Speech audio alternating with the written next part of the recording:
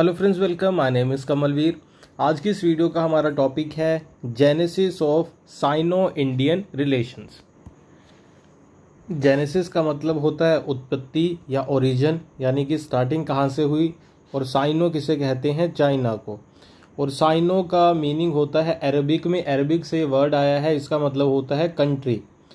तो चाइना के लिए वर्ड यूज़ किया जाता है। तो हमें बताना है इंडिया चाइना रिलेशंस की उत्पत्ति यानी कि जेनेसिस कैसे हुआ, कब से ये रिलेशन स्टार्ट हुए। और ये है हमारा टॉपिक नंबर 1 यूनिट नंबर 6 के लिए। यूनिट नंबर 6 का नेम क्या है? India security concern and policies in contemporary international scenario. और ये वीडियो लेक्चर सीरीज किसके लिए है?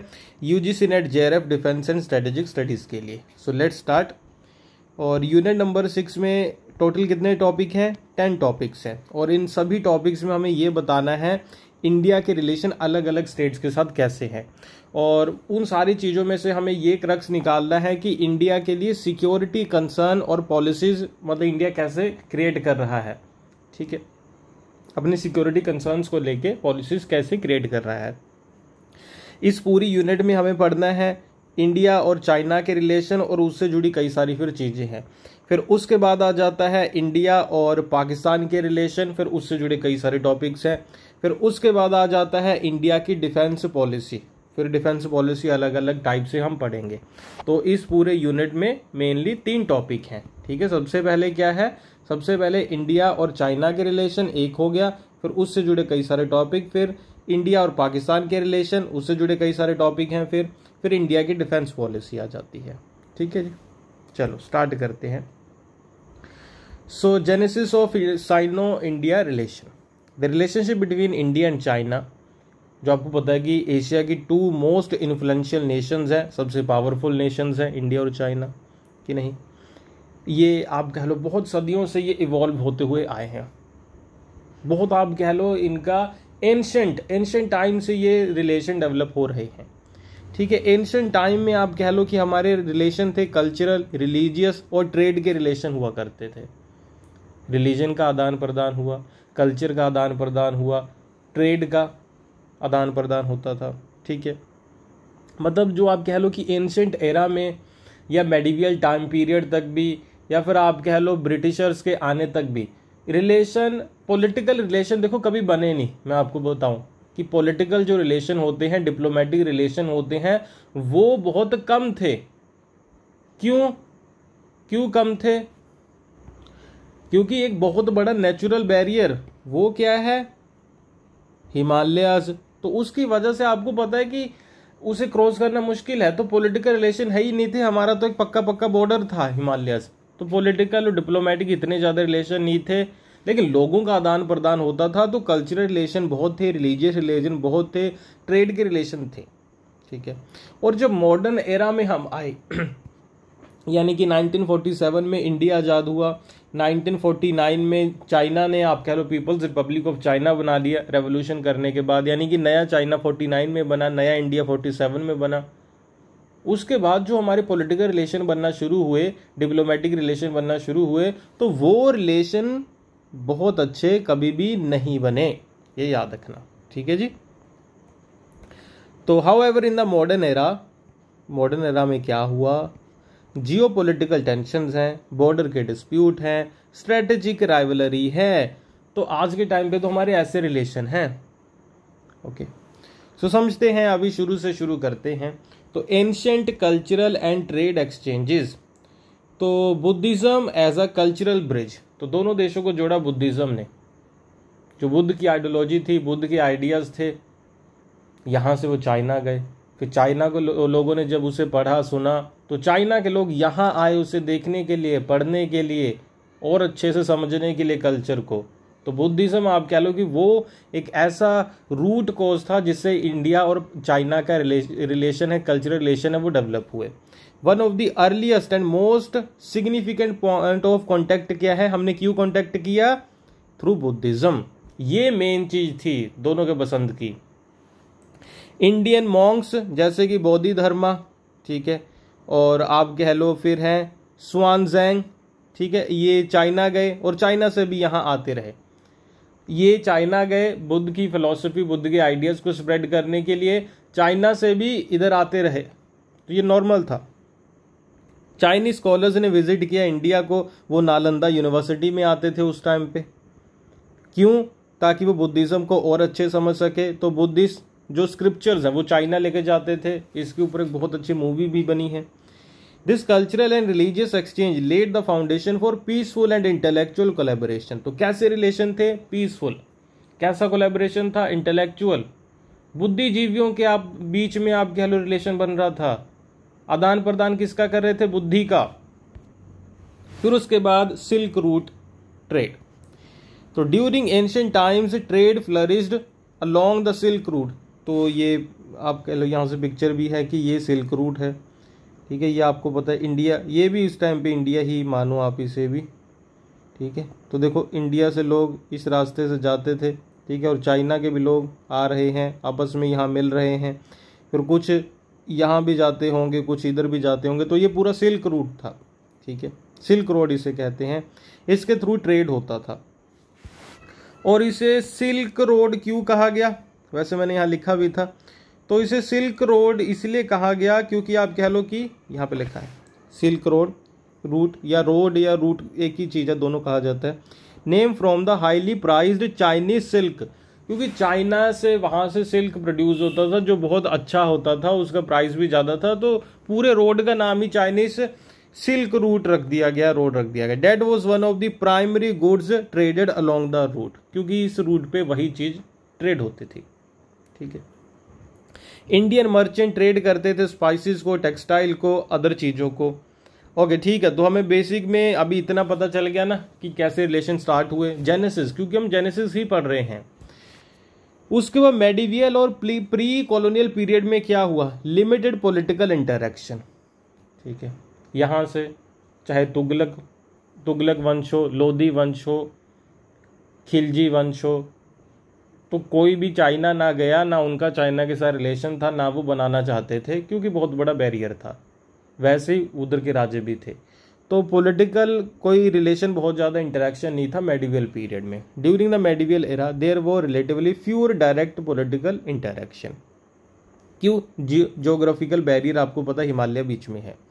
लेकिन मंगोल एम्पायर, कुबलाई खान के जो अंडर था मंगोल एम्पायर, वो एक बार चाइना तक और चाइना को कैप्चर करने या वहाँ पे इन्फ्लुएंस करने की कोशिश करता है। तो वो हमारे लिए इतना इंपॉर्टेंट नहीं है।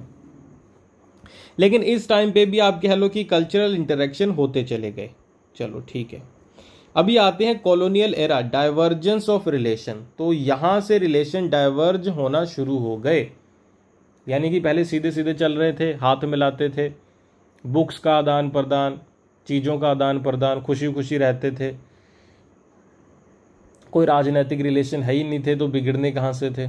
लेकिन जब कॉलोनियल एरा आया, ब्रिटिशर्स आए, तो फिर पॉलिटिकल रिलेशन बनना शुरू हो गए। तो फिर बिगड़ना भी सब कुछ शुरू हो गया।